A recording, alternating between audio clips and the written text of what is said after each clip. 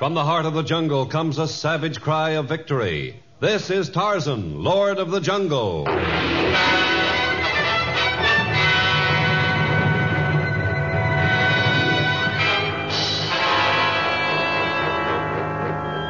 From the black core of dark Africa, land of enchantment, mystery, and violence, comes one of the most colorful figures of all time, transcribed from the immortal pen of Edgar Rice Burroughs.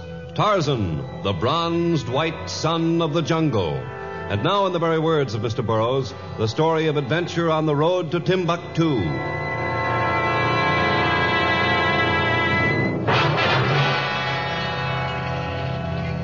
In other cities of the world, the sight of a bronzed white savage clad only in a leopard skin might have been expected to attract attention.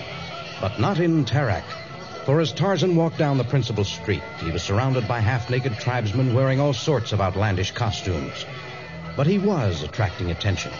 From shadowed doorways, he was watched most intently. And all of those who watched him bore the tattooed symbol of the gold zebra upon their gleaming black foreheads. Unaware of the piercing eyes that followed his passage, Tarzan approached the bizarre Hotel International and passed through its ornate teakwood entrance. Good morning. Good health to you, Bwana. Thank you. Have you a Mr. Keith Roberts registered here? Most certainly. Mr. Keith Roberts in room 302. Perhaps it would be better to send a message up first. But you are expected, Tarzan. Expected? Oh, you're mistaken. Mr. Keith Roberts and I have never even met, and he couldn't possibly have known that I'd arrived this morning. He seemed to know, Tarzan. Well, until a few days ago, I wasn't even aware that anyone called Keith Roberts knew my name. And how do you happen to know it, by the way? Your reputation is well known in Tarak, Bwana. It is you who are mistaken concerning advanced knowledge of your coming. Mr. Keith Roberts said you were to come right up upon your arrival. He sent down word nearly an hour ago. But I wasn't even in Tarak an hour ago. I was still traveling through the jungle. The ways of Allah are mysterious, beyond the knowledge of mortal man. Room 302, Bwana. May Allah guide your footsteps.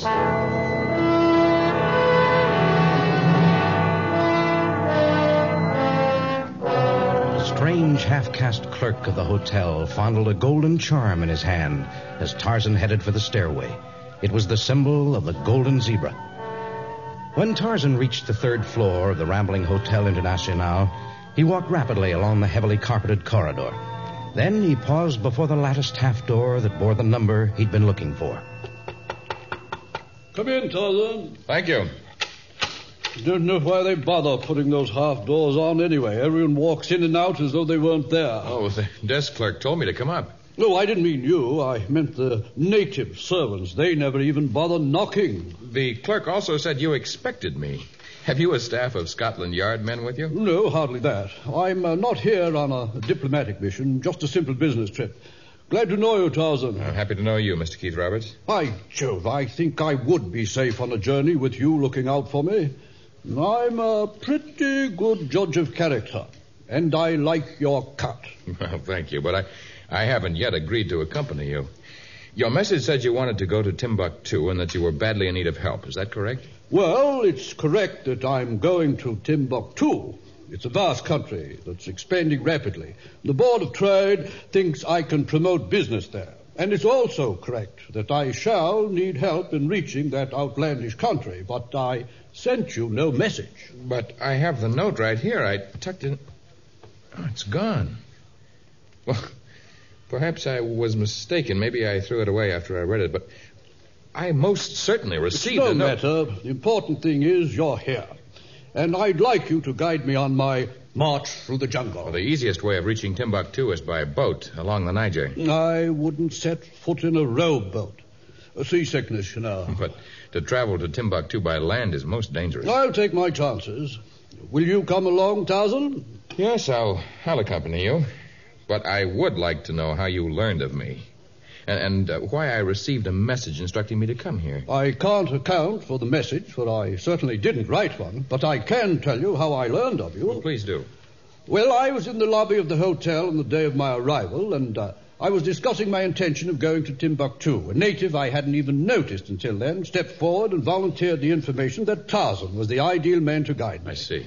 I wouldn't have been apt to write a message to a man I didn't know, but this native assured me he'd get you here. I didn't ask him how he intended to accomplish this, but... Well, perhaps there's no need to worry about that. The ways of Africa continue to amaze me even after a lifetime in the jungle. When do you want to start out? As soon as possible. Is full moon. Well, best time for safari through jungle. Who are you? How did you... Sorry, frightened white Bwana. Me waiter. Bring Bwana's breakfast. Oh. Eat well. Need strength for journey Timbuktu.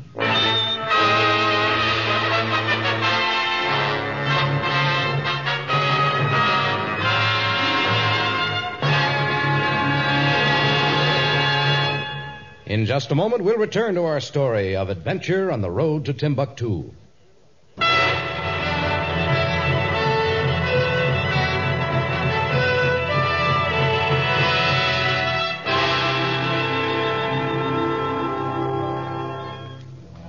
Keith Roberts proceeded to eat an enormous English breakfast. He talked earnestly to the bronze jungle man who sat across from him. And they were so preoccupied with their plans for the safari that they paid scant attention to the native waiter who glided in and out of the room as noiselessly as a panther stalking his kill. Unlike many of his people, the servant bore no tattoo marks upon his forehead or body. But about his neck was a chain with an amulet that hung down and was concealed beneath a ruff of egret feathers. It was fashioned in the form of a zebra, and it was made of gold. He touched it reverently as he hovered over Keith Roberts. Koba bring more white man's food. I didn't say I... White Bwana eat more. No, I've really had quite enough to eat. Thank you, Justice. Another small golden sausage, maybe. Well, perhaps just one more small one. They are excellent. Sure you won't join me, Tarzan? No, thank you. But enjoy it while you can, Keith Roberts. For you'll have many meals in the jungle that consist of cooked monkeys or rodents or even insects. Well, we're used to austerity in England these days. At least I hope if I'm reduced to eating monkeys and rodents, they'll be well seasoned. It may not be easy to find trained porters and askari and personal boys in Tarak, let alone an adequate cook. Take Kouba along as cook. He good cook. Oh, you really now? What an amazing coincidence. Kouba cook many year for he come work in city. I say, this is a stroke of luck, Tarzan, especially since you say it's difficult lining up a staff here in Tarak. Oh, we can't hire a cook on the strength of his own recommendation. Work for other safaris of white men. Clerk downstairs tell you Kouba good cook. I'd have no more reason for taking his word. No, just a minute, old man. I can't see any reason for not hiring this chap. But we know nothing about him. He looks all right to me, and I'm willing to take a chance on him. I've always been a pretty good judge of character.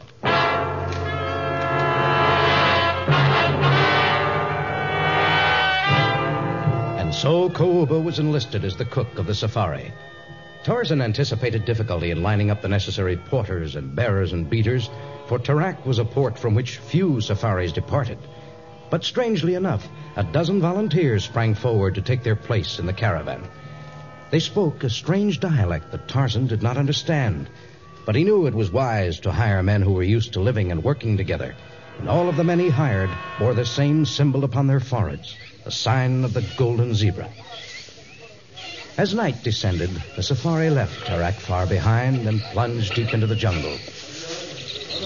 I say, isn't it a bit foolish to travel at night? Well, there is more danger from animals, but you've had no experience in jungle travel, and it would be unwise to begin your training under the African sun. Oh, I can stand a bit of heat, but I'm not sure I could cope with a rampaging elephant. Oh, elephants, aside from occasional rogues, seldom attack men.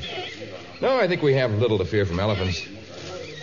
I wish I were as confident about the men in our safari. They all look first-rate to me, and I'm a pretty good judge of character. Oh, watch out!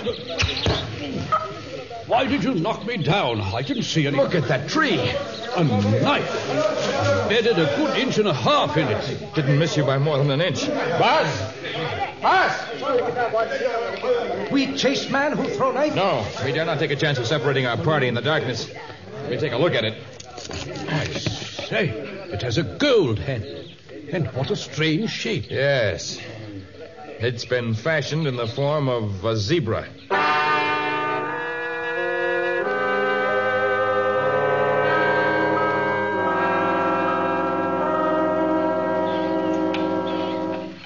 Well, Cooper has your breakfast almost ready. After you've eaten that, you'll feel better. I still can't see why anyone should have wanted to make an attempt on my life. Well, they might have been aiming at me. I have many friends in the jungle, but I also have many enemies. Do you think the zebra on the handle means it was thrown by one of our own men? It is the symbol of their tribe, but all of our men were within my sight when the knife was thrown. Then maybe Kouba's right. Oh, what is Kouba's theory? He says we're in Zulu country now, and that the Zulus may resent our having hired these fellows as porters. They might have thrown the knife with that symbol on it to cast suspicion on all men, make us fire them so they could get the job. Just one fallacy in that reasoning. The traditional weapon of the Zulus is the knobkerry, a heavy club with a knobbed head. The knife was thrown from a great distance, and no Zulu could have been proficient enough to come that close. Oh, there's more to it than that. Breakfast ready for White Bwana. Thank you, Kouba.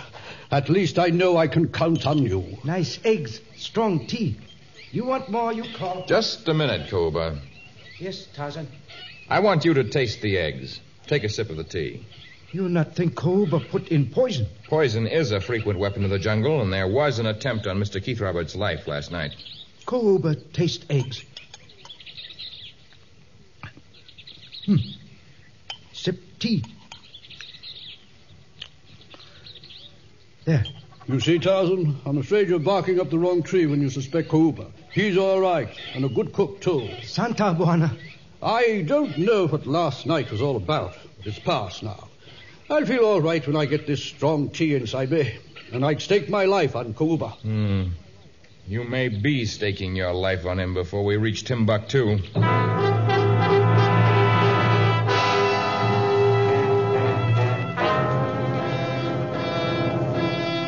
Mile after mile of endless jungle had been traversed during the past weeks. Countless native tribes had been encountered and left behind. Jungle beasts and the fierceness of the elements had been encountered and overcome. And still the safari pressed on, ever in the direction of Timbuktu. There were no further attempts on the lives of either Tarzan or Keith Roberts, but the latter seemed more dead than alive. His clothing was torn and ragged, his skin was blistered and raw, his lips parched, his eyes nearly shut from the bites of insects, and his feet so sore he could no longer wear his boots. How much farther, Tarzan? About 3 days' march. There might be an easier route, but if there is, I don't know about it. Perhaps one of the porters might know. I doubt it. Whenever I've been busy hunting for food or staving off an attack by unfriendly warriors, they seem to have selected the most difficult parts of the jungle to lead us through. That's been rugged, all right. I'm not sure I can go on another 3 days through this tangled mass of brambles and trees and jagged rocks. Is good road north here. A road, Kouba? Good road, run by River Niger. Is easy to walk, has good water for drink. Drinking water that isn't full of insects and slime. How do you know about this road, Kouba? Kouba born near here. You never told us that. You not ask. How does a road happen to exist in such wild country? Moors built road many year ago. In time Kouba's great-great-grandfather. But still good road. Well, perhaps it is, but I know nothing of the people of this section, and on an open road one has little protection against enemies. People here, not enemies. Good people. You take road, go all the way Timbuktu. The road goes all the way there, but that's impossible. There's not a single road in all of Africa of that length. Kouba tell truth. But if such a road existed... For heaven's sake, Tarzan, I'm getting sick of your distrust of Kouba.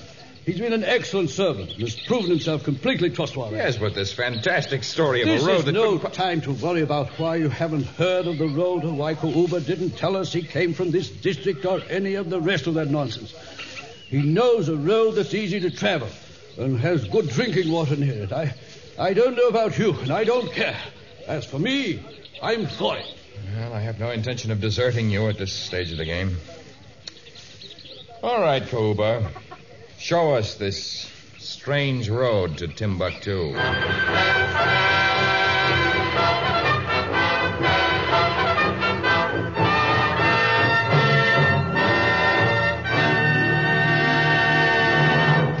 In just a moment, we shall learn what adventure befalls Tarzan and Keith Roberts on this strange road to Timbuktu.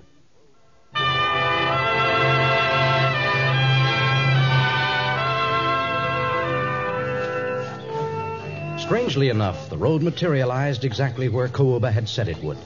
It was a magnificent road, and the safari made its way easily along the time-worn smoothness of its ancient rock. And then, suddenly, as they rounded a bend in the road, the river Niger spread before them, and on its banks, a miracle city rose from a sheer black cliff, a city of lofty spires and buildings, and in the center was a mighty temple that bore the symbol of the gold zebra. Tarzan and Keith Roberts sensed a trap, but it was too late. Their porters had become their captors now, and their numbers were reinforced by hundreds of powerful Negroes who came from all sides and clustered about them. Well, sorry, Tarzan. It looks as though I've got you into something. Don't try to run and don't make any sudden movement. We wouldn't stand a chance. I say there, chaps, you needn't push me. I'll go wherever you say. Look, they're carrying Kooba on their shoulders like a hero. Well, I suppose we'll find out in a few minutes what it's all about. I don't like the looks of those long spears, though. Look at the zebras running through the streets. Perhaps they're holy or something. That big temple just ahead seems Look at the man coming out of it. If you could call him a man. I've never seen anyone of his girth before. He must weigh close to 400 or 500 pounds. And look at his garments. That's some outfit. Robes of purple and gold. Must be a high priest or something. He's coming toward us. Look at all the others, throwing themselves upon the ground as he passes. Did you ever see jewels like the ones he's wearing? And the magnificence of the whole city. He certainly hasn't captured us in order to rob us. If only he could speak English or some other civilized tongue. And what language would you prefer that I address you in, gentlemen? Well, I didn't mean what I said as an insult. I only meant... He means that your followers, the ones who guided us here, spoke no language we could understand. They are not my followers, but my subjects. I am the Kahia, divine ruler of thousands. Those who led you here were mute because of my orders. But why? The men were mute because I did not care to trust their tongues. They followed orders implicitly, as did my loyal subject, Kooba, the clerk in the hotel where Mr. Keith Roberts stayed in Tarak, the messenger who brought you the letter in the jungle, Tarzan, and all others charged with your delivery here. And the man who threw the golden dagger at Keith Roberts, was he also acting under your orders? It was our desire to injure him but slightly, in order that he should travel with difficulty. But the elements did as well. They made sure you would not attempt to travel to Timbuktu except by the easy road, the road that would bring you to the kingdom of Kahia. Your chambers await you, gentlemen. When you are bathed and rested, you are to dine with me in my royal banquet hall. It is both an invitation and a command.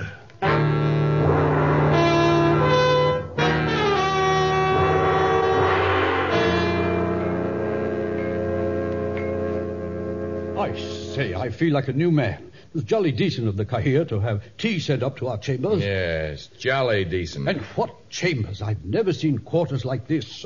Outside of the cinemas those chaps in America make. It almost seems as though we're the fatted calves being prepared for slaughter. There you go with your suspicions again.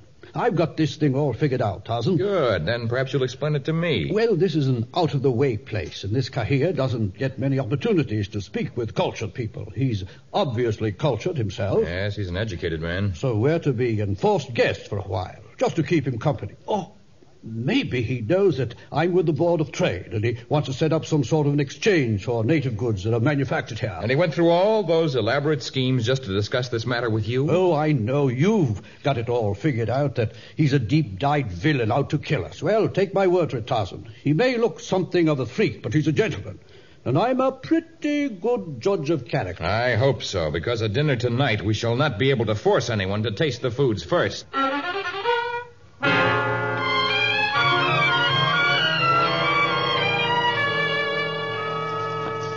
You are pleased with my dancing girls? They're very good dancers and very attractive. All beautiful girls. Over 200 of them, and all of them mine.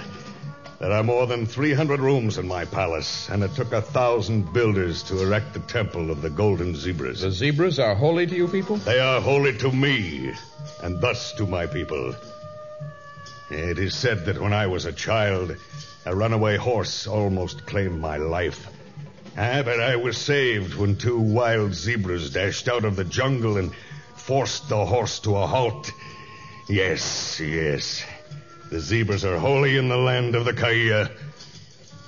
Do you like the food? This dish I'm eating now is most excellent.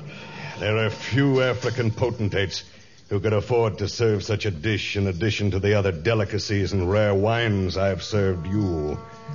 I am very rich. Have you industry in your country? We mine gold, and we collect many ivory tusks each year. My allowance is, in the case of many Oriental rulers, is based on my weight. I am very fat, thus very rich. And how many people are in your kingdom? Thousands, tens of thousands. More than in all of your jungles, Tarzan. You dare to call yourself the Lord of the Jungle? Oh, you're nothing. You don't deserve any title, but you call yourself a lord. I am the Kaya. No one else can match me as a ruler. Yes, that's why I had you brought here. Because I wanted to see what the man looked like who dared to call himself the Lord of the Jungle. It is only a title of respect that some of the natives... Here they call you by that name no more. I'll see to that. Then you brought us here so that you might eliminate me. You had no desire to entertain Mr. Keith Roberts. I used Keith Roberts only as a means of getting you here. He's a plain man who does not challenge the Kaya. But you make claims. You pretend to rule the Congo, but there is not room for two of us in Africa. I am the ruler. I am the great Kaya. Forward, gods! Stay back, all of you! Jungle man lies unconscious, great Kahia. Look here, old man. You can't... Take him to the prison cell. As dawn rises over the temple of the golden zebra, he shall be a sacrifice. A sacrifice who will be the Lord of the Jungle no longer.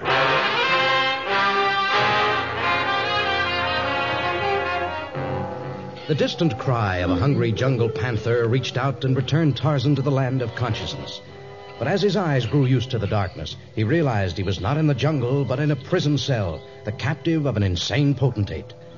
There was little chance that he might save Keith Roberts' life without help.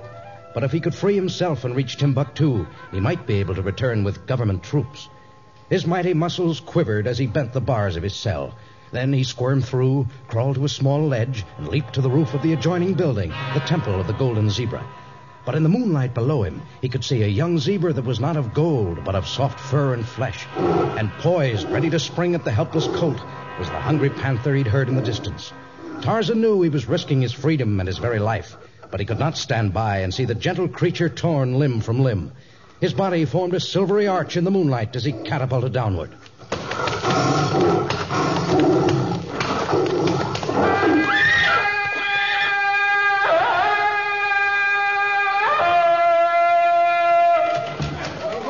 So, Tarzan, you escaped from your cell. Yes, I escaped.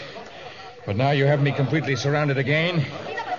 You can have your loyal subjects do as they will with me. That I am unable to command. You have saved the life of a holy zebra. It is my sacred obligation to honor you, to send guards with you and Keith Roberts to ensure your safe arrival in Timbuktu, and to proclaim in a loud voice that you are a brave sovereign who deserves well the title of Lord of the Jungle.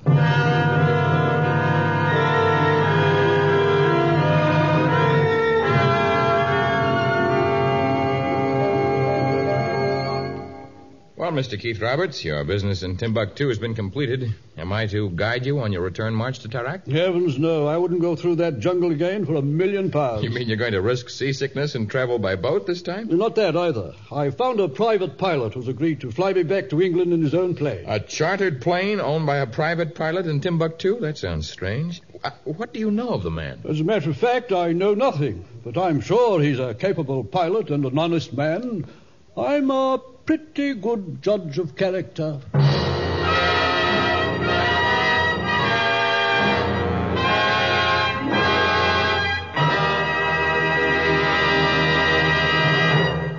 We'd like you to remain with us for another few moments so that we may tell you about our next exciting story of Tarzan.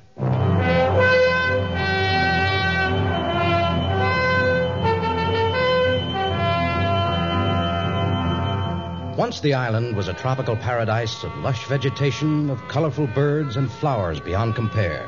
But years ago, it sank into the sea and was covered with seaweed and ocean moss. But some miracle brings the tiny island to the surface again, and gentle hands reach out to save Tarzan from drowning. And so begins his amazing adventure on Strange Island. Tarzan, a transcribed creation of the famous Edgar Rice Burroughs, is produced by Walter White, Jr., prepared for radio by Bud Lesser, with original music by Albert Glasser. This is a Commodore production. Listen to our next story, Strange Island, another thrilling episode of The Lord of the Jungle.